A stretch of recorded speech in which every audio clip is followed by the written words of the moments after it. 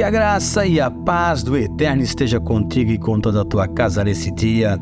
E o Senhor venha fazer você frutificar em tudo.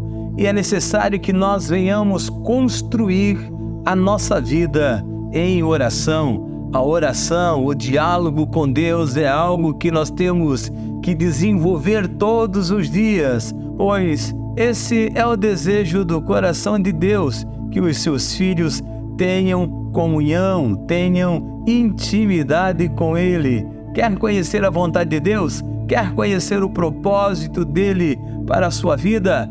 Então comece a orar, a buscar a Deus todos os dias e certamente Ele se revelará a você de uma maneira toda especial. E o texto que eu gostaria de repartir com você nesse dia está em Atos dos Apóstolos, capítulo 1, do verso 12 ao verso 26, e nos diz assim o texto sagrado. Então voltaram dos Montes das Oliveiras para Jerusalém, cerca de 1 quilômetro de distância. Quando chegaram, subiram à sala no andar superior da casa onde estavam hospedados. Estavam ali Pedro, João, Tiago, André, Filipe, Tomé, Bartolomeu, Mateus, Tiago, filho de Alfeu, Simão o Zelote e Judas, filho de Tiago. Todos eles se reuniram em oração com um só propósito, acompanhados de algumas mulheres e também Maria, mãe de Jesus, e os irmãos dele. Por esse tempo, quando cerca de 120 discípulos estavam reunidos num só lugar, Pedro se levantou e disse: Irmãos, era necessário que se cumprissem as escrituras a respeito de Judas, que serviu de guia aos que prenderam Jesus. Esse acontecimento havia sido predito pelo Espírito Santo, por meio do rei Davi.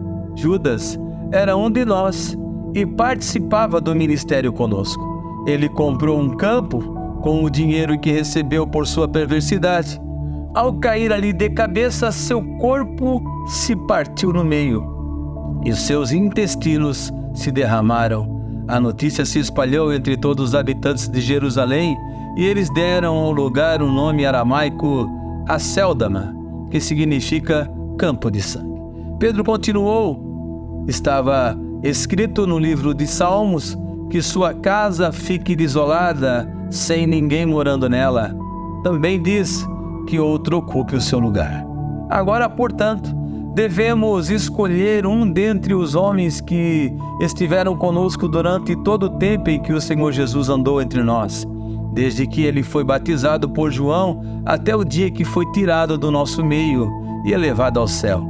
O escolhido se juntará a nós como testemunha da ressurreição. Então indicaram 2 homens, José, chamado Barsabás, que é conhecido também como Justo, e Matias. Em seguida oraram: Senhor, tu conheces cada coração, mostra-nos qual destes homens escolheste como apóstolo para substituir Judas deste ministério. Pois ele se desviou e foi para o seu devido lugar. Então lançaram sortes e Matias foi escolhido como apóstolo, juntando-se aos outros 11. E nós vamos para a nossa meditação. Saindo do Monte das Oliveiras, onde haviam testemunhado a ascensão de Jesus, os discípulos voltaram para Jerusalém.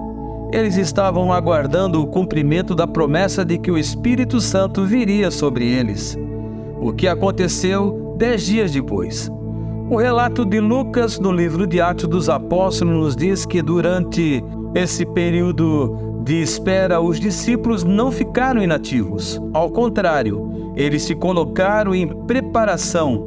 Homens e mulheres que seguiam o caminho, Jesus Cristo, estavam juntos em oração, estudando a palavra e se submetendo à vontade de Deus para escolher um líder no lugar de Judas Iscariotes. Lemos assim no livro de Atos dos Apóstolos, capítulo 1, no versículo 14. Eles sempre se reuniam todos juntos para orar com as mulheres, a mãe de Jesus e os irmãos dele. Na tradução bíblica de João Ferreira de Almeida é usada uma palavra que resume bem o espírito dessa oração. Ela era feita de forma unânime.